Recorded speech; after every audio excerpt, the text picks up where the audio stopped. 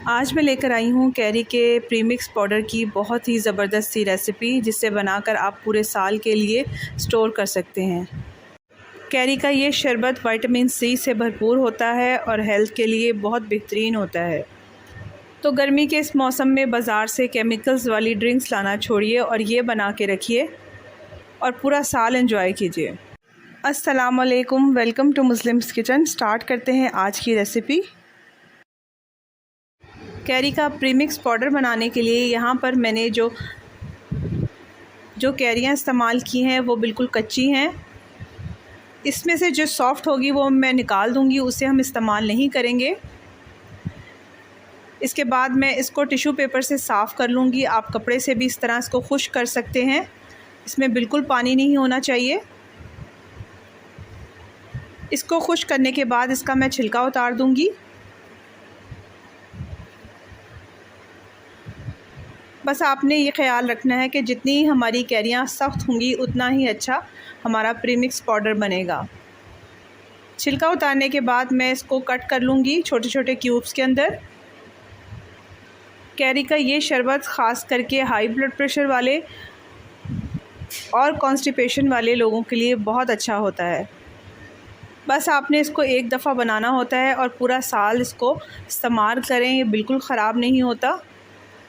इसको कट करने के बाद मैंने इसको मिक्सी में डाल के थोड़ा सा ग्राइंड कर लिया था, क्योंकि पानी के बग़ैर ब्लेंडर जग को चलाना मुश्किल हो रहा था, इसलिए मैंने इसको मिक्सी के अंदर ग्राइंड कर थोड़ी थोड़ी करके मैं इसी तरीके से सारी कैरियाँ ग्राइंड कर लूँगी और इसको बाउल में ट्रांसफ़र करती जाऊँगी। बस आपने यहाँ पर इस बात का ख़ास ख्याल रखना है कि जो भी बर्तन आप इस्तेमाल करेंगे वो बिल्कुल ड्राई होने चाहिए। यहाँ पर सारी कैरियों को मैंने ग्राइंड कर लिया था। अब इसमें बारी आती है चीनी शामिल करने की। तो मैं यहाँ पर 2.5 कप चीनी डाल रही हूँ। तकरीबन 2 कप मेरी कैरियाँ बनती थी, तो मैंने इसके लिए 2.5 कप चीनी शामिल कर दी। आप लोग चीनी 3 कप भी डाल सकते हैं अगर आप ज़्यादा मीठा पसंद करते हैं। चीनी को कैरियों के साथ मिक्स कर लेंगे और ये देखें चीनी ने पानी छोड़ना शुरू कर दिया है। अब मैं इसमें फूड कलर डाल दूंगी। बिल्कुल थोड़ा सा फूड कलर ऐड करेंगे, जिससे हमारा शरबत जो है वो बहुत रिफ़्रेशिंग लगेगा। आप इसके बग़ैर भी ये बना सकते हैं।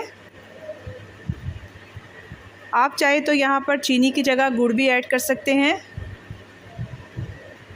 लेकिन गुड़ ऐड करने के लिए आपको पहले कैरियों को ड्राई करना पड़ेगा। इसके बाद इसमें गुड़ शामिल कर दें।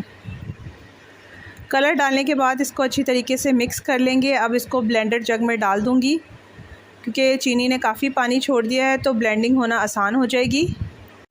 और यहाँ पर इसका स्मूथ सा मिक्सचर रेडी हो चुका है। इसमें थोड़े से आपको लम्स नज़र आ रहे हैं, लेकिन जब ये ड्राई होगा और इसको हम ग्राइंड करेंगे तो ये सारे जो हैं लम्स ख़त्म हो जाएंगे।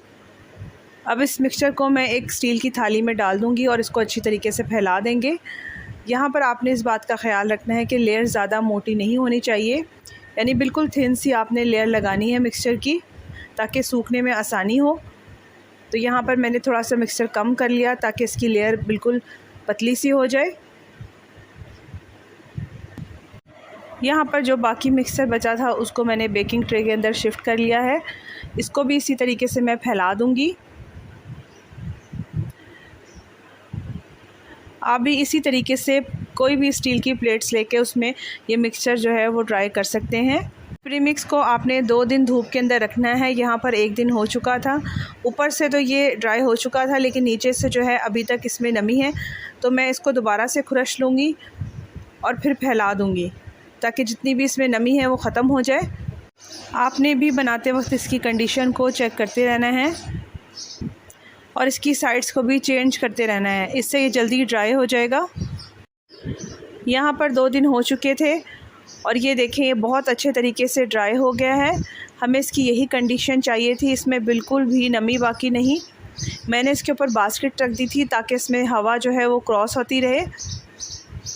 तो अगर आप इसको जल्दी ड्राई करना चाहते हैं तो आप इस पर बास्केट का ही इस्तेमाल कीजिएगा। अब मैं इसको ग्राइंड कर लूँगी।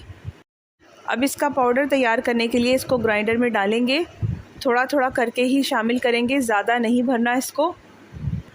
दूसरी अहम बात ये कि आपने इसको ज़्यादा देर तक नहीं चलाना, इसको चलाना है और फिर रोकना है और फिर चलाना है।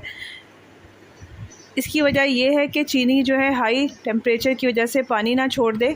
क्योंकि यहाँ पर हम होममेड प्रीमिक्स बना रहे हैं तो इन बातों का ख़ास ख्याल रखेंगे, जिससे हमारा जो प्रीमिक्स पाउडर है वो बिल्कुल फ़ाइन बनेगा और बहुत स्मूथ बनेगा और बिल्कुल ख़राब नहीं होगा। और ये देखिए, बहुत ही हेल्दी और बहुत ही टेस्टी कैरी का प्रीमिक्स पाउडर रेडी हो चुका है।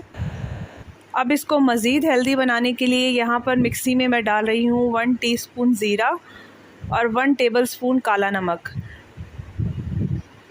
अब इन दोनों चीज़ों को ग्राइंड कर लेंगे और अपने पाउडर के अंदर शामिल कर देंगे, जिससे ये डाइजेशन के लिए परफेक्ट हो जाएगा। रेसिपी अगर आपको पसंद आ रही है तो लाइक ज़रूर करें और शेयर भी करें, हो सकता है किसी का फ़ायदा हो जाए।